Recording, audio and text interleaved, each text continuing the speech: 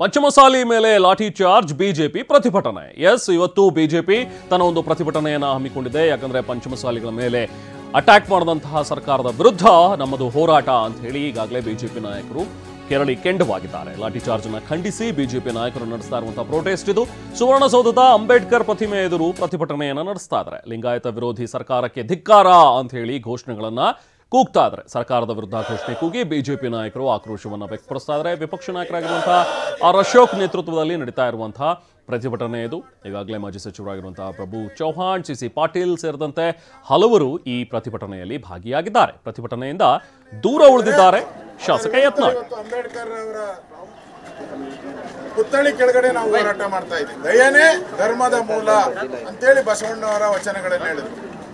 ಇಲ್ಲಿ ದಯೆ ಇಲ್ಲದೆ ರಕ್ತ ಬರೋ ರೀತಿ ಹಲ್ಲೆ ಮಾಡಿದರೆ ಆ ಅಧಿಕಾರಿಗಳನ್ನ ಸಸ್ಪೆಂಡ್ ಮಾಡಬೇಕು. ಹೋರಾಟವನ್ನ ನಾವು ಮಾಡ್ತೀರಿ.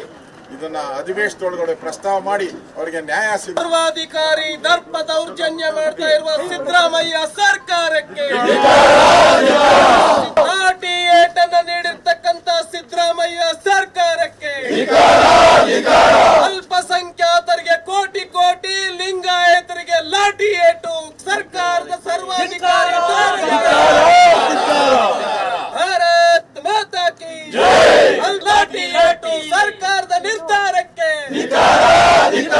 ಸರ್ಕಾರದ ನಿರ್ಧಾರಕ್ಕೆ ಭಾರತ್ ಮಾತಾ ಕಿ ಸರ್ವಾಧಿಕಾರಿ ಸಿದ್ದರಾಮಯ್ಯ ಅವರಿಗೆ ಸರ್ವಾಧಿಕಾರಿ ದರ್ಪ ದೌರ್ಜನ್ಯ ಮಾಡ್ತಾ ಇರುವ ಇದು ಬಿಜೆಪಿ ನಾಯಕರು ನಡೆಸ್ತಾ ಇರುವಂತಹ ಪ್ರೊಟೆಸ್ಟ್. ಇವತ್ತು ಲಾಠಿ ಚಾರ್ಜ್ ನ ಖಂಡಿಸಿ ಬಿಜೆಪಿ ನಾಯಕರು ಸುವರ್ಣಸೌಧದ ಹೊರಗೆ ಪ್ರತಿಭಟನೆಯನ್ನ ಮಾಡ್ತಾ ಇದ್ದಾರೆ. ಆರ್ ಅಶೋಕ್ ಅವರ ನೇತೃತ್ವದಲ್ಲಿ ನಡೀತಾ ಇರುವಂತಹ ಪ್ರತಿಭಟನೆ. ಬಿಜೆಪಿ ರಾಜ್ಯಾಧ್ಯಕ್ಷರಾಗಿರುವಂತಹ BY ವಿಜೇಂದ್ರ, ಪ್ರಭು ಚೌಹಾಣ್, ಸುನೀಲ್ ಕುಮಾರ್, ಅರವಿಂದ್ ಬೆಲ್ಲದ್, ಜೊತೆಗೆ ವಿಶ್ವನಾಥ್ ಇವರೆಲ್ಲರೂ ಕೂಡ ಈ ಒಂದು ಪ್ರತಿಭಟನೆಯಲ್ಲಿ ಭಾಗಿಯಾಗಿದ್ದಾರೆ. ಅಶ್ವತ್ಥ ನಾರಾಯಣ್ ಅವರು ಸೇರಿದಂತೆ ಚಲವಾದಿ ನಾರಾಯಣ ಸ್ವಾಮಿ ಅವರು ಕೂಡ ಇದ್ದಾರೆ. ಹೀಗೆ ಬಿಜೆಪಿಯ ಸಾಕಷ್ಟು ಜನ ಮುಖಂಡರು ಇವತ್ತು ಬೆಳಗಾವಿಯ ಸುವರ್ಣಸೌಧದ ಎದುರು ಪ್ರತಿಭಟನೆಯನ್ನ ಮಾಡ್ತಾ ಇದ್ದಾರೆ.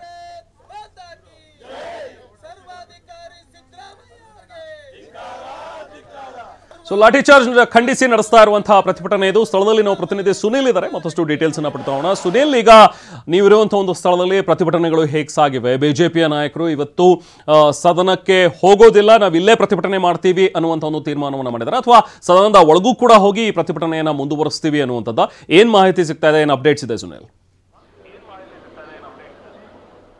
ರೆಹಮಾನ್, ಮಂಗಳವಾರ ಪಂಚಮಸಾಲಿ ಹೋರಾಟಕ್ಕೆ ಕರೆ ಕೊಡಲಾಗಿತ್ತು. ಆ ಒಂದು ಹೋರಾಟದ ಸಮಯದಲ್ಲಿ ಸುವರ್ಣಸೌಧಕ್ಕೆ ಒಂದು ಮುತ್ತಿಗೆ ಹಾಕುವಂಥ ಪ್ರಯತ್ನವನ್ನು ಕೂಡ ಮಾಡಿದ್ರು ಹೋರಾಟಗಾರರು. ಆ ಒಂದು ಸಂದರ್ಭದಲ್ಲಿ ಲಾಠಿ ಚಾರ್ಜ್ ಏನಾಯಿತು, ಲಾಠಿ ಚಾರ್ಜಲ್ಲಿ ಸಾಕಷ್ಟು ಜನರಿಗೆ ಗಾಯ ಕೂಡ ಆಗಿದೆ.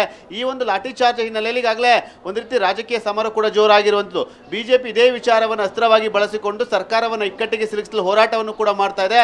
ಅದಕ್ಕೆ ಪೂರಕವಾದಂತೆ ಇವತ್ತು ಸದನದ ನಡೆಯುವಂಥ ಸಂದರ್ಭದಲ್ಲಿ ವಿಧಾನಸೌಧ ಸುವರ್ಣಸೌಧ ಮುಂಭಾಗದಲ್ಲಿ ಒಂದು ಪ್ರತಿಭಟನೆಯನ್ನು ಕೂಡ ಮಾಡಿದರು. ಆರ್ ಅಶೋಕ್ ಅವರ ನೇತೃತ್ವದಲ್ಲಿ ಪ್ರತಿಭಟನೆ ಕೂಡ ನಡೆಯಿತು. ದೊಡ್ಡ ಮಟ್ಟಿಗೆ ಪ್ರತಿಭಟನೆಯನ್ನು ಮಾಡಿ ಸರ್ಕಾರದ ವಿರುದ್ಧವಾಗಿ ಘೋಷಣೆಯನ್ನು ಕೂಗಿದ್ದಾರೆ. ಆ ಒಂದು ನಿಟ್ಟಿನಲ್ಲಿ ಸದನದ ಹೊರಗಡೆ ಒಂದು ಕಡೆ ಆದರೆ ಅದು ಮುಂದುವರೆದ ಭಾಗವಾಗಿ ಸದನದ ಒಳಭಾಗದಲ್ಲೂ ಕೂಡ ಪ್ರತಿಭಟನೆಯನ್ನು ಮಾಡಲಿಕ್ಕೆ ಈಗ ಎಲ್ಲ ರೀತಿಯ ಸಿದ್ಧತೆಗಳನ್ನು ಕೂಡ ಮಾಡ್ಕೊಂಡಿದ್ದಾರೆ. ಈ ಒಂದು ಪಂಚಮಸಾಲಿ ಅವರ ಒಂದು ಹೋರಾಟದ ಮೇಲೆ ಹತ್ತಿಕ್ಕುವಂಥ ಪ್ರಯತ್ನ ನಡೆದಿದೆ. ಲಾಠಿ ಚಾರ್ಜ್ ಉದ್ದೇಶಪೂರ್ವಕವಾಗಿ ಸರ್ಕಾರ ಮಾಡಿಸಿದೆ ಅನ್ನೋ ಹಿನ್ನೆಲೆಯಲ್ಲಿ ಒಂದು ಬೃಹತ್ ಹೋರಾಟವನ್ನು ಈಗಾಗಲೇ ಬಿಜೆಪಿ ಕೂಡ ಮಾಡ್ತಾ ಇದೆ. ಆ ಒಂದು ಹೋರಾಟದ ಪೂರಕವಾಗಿ ಇವತ್ತು ಸುವರ್ಣಸೌಧ ಮುಂಭಾಗದಲ್ಲಿ ಅಧಿವೇಶನ ಆರಂಭಕ್ಕೂ ಮುನ್ನವೇ ಒಂದು ಹೋರಾಟ ಕೂಡ ನಡೆಯಿತು. ಈಗಾಗಲೇ ಹೋರಾಟಗಾರನ ಪ್ರತಿಭಟನೆಯನ್ನು ಕೂಡ ನಡೆದು ಪ್ರತಿಭಟನೆ ನಂತರದಲ್ಲಿ ಈಗಾಗಲೇ ಎಲ್ಲರೂ ಕೂಡ ಶಾಸಕರು ಒಳಭಾಗಕ್ಕೆ ಹೋಗಿ ಮತ್ತಷ್ಟು ಪ್ರತಿಭಟನೆಯನ್ನು ಸದನದ ಒಳಭಾಗದಲ್ಲೂ ಮಾಡಲಿಕ್ಕೆ ಎಲ್ಲ ರೀತಿಯ ಸಿದ್ಧತೆಗಳನ್ನು ಕೂಡ ಮಾಡ್ಕೊಂಡಿದ್ದಾರೆ. ಯಾಕಂದ್ರೆ ಇದೇ ವಿಚಾರವನ್ನು ಅಸ್ತ್ರವಾಗಿ ಇಟ್ಕೊಂಡು ದೊಡ್ಡ ಮಟ್ಟದಲ್ಲಿ ಹೋರಾಟವನ್ನು ಮಾಡಲಿಕ್ಕೆ ಬಿಜೆಪಿ ಕೂಡ ಮುಂದಾಗ್ತಾ ಇರುವಂಥದ್ದು. Rahman, okay, thank you. ಈಗಾಗಲೇ ಸುವರ್ಣಸೌಧ ಮುಂಭಾಗದಲ್ಲಿ ಪ್ರತಿಭಟನೆ ಮಾಡ್ತಾ ಇದ್ದಂತಹ ನಾಯಕರುಗಳು ಈಗ ಪ್ರತಿಭಟನೆ ಮುಗಿಸಿ ಸದನದ ಒಳಗಡೆ ಪ್ರವೇಶ ಮಾಡಿದ್ದಾರೆ ಅನ್ನುವಂಥದ್ದನ್ನು ನಾವು ಪ್ರತಿನಿಧಿ ಸುನೀಲ್ ಅಪ್ಡೇಟ್ಸ್ ನೀಡ್ತಾ ಇದ್ರು.